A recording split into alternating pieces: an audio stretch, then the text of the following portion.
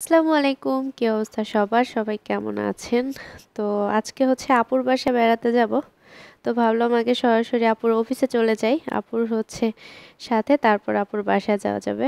তো অফিসে চলে আসলাম। আপুদের লিফটটা এত বেশি বড়, খুবই ভালো লাগে আমার কাছে। তো আপুর সাথে বের হলাম। তারপর আমরা হচ্ছে দুইজনে মিলে পুরি খেলাম। তারপরে যে আপুর পছন্দের জায়গা, এখান থেকে আপু সবসময় চা খায়। আর উনি অনেক মজা করে চা বানায়। তো এখানে আপু নিয়ে আসলো চা খাওয়ার জন্য। আর এমনিতেই আমার অনেক ঠান্ডা, তো তার জন্য ভাবলাম যে একটু রং চা খাই, তারপর ভালো লাগবে। তো অফিস শেষ করে আমরা বাসার উদ্দেশ্যে রওনা দিয়ে দিলাম।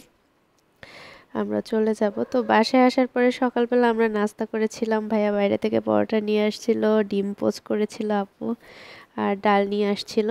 তো সকালবেলা একদম পেট ভরে নাস্তা করলাম। এরপরে আপুর হাতের বানানো স্পেশাল চা, অনেক মজা করে চা বানায় আপু। তো এরপরে চা খেলাম, সবাই মিলে গল্প করলাম। আর দুপুরবেলা আপুর রান্না ছিল, মুরগি ভুনা ছিল আলু দিয়ে, অনেক মজা করে মুরগি ভুনা করেছিল।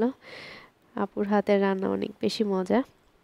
আর ছিল আমার পছন্দের শাক, পাট শাক ভাজি ছিল, আবার ডাল দিয়েও রান্না করেছে। আর রাতের বেলা আপু হচ্ছে সেমাই রান্না করেছিল আমার জন্য। আর এই ঝুরা সেমাইটা আমার অনেক বেশি পছন্দ। মানে এটা নারকেল দিয়ে রান্না করে আর একদম ঝরঝরা থাকে, খেতেও বেশ ভালো লাগে। তো রাতের বেলা হচ্ছে খেলাম এই সেমাইটা, অনেক বেশি ভালো লাগলো। আর ছুটির দিনটা অনেক ভালোভাবে কাটালাম আপুর বাসায়। এই হচ্ছে অবস্থা। তো ছোট্ট ব্লগ দেখার জন্য ধন্যবাদ। আল্লাহ হাফেজ।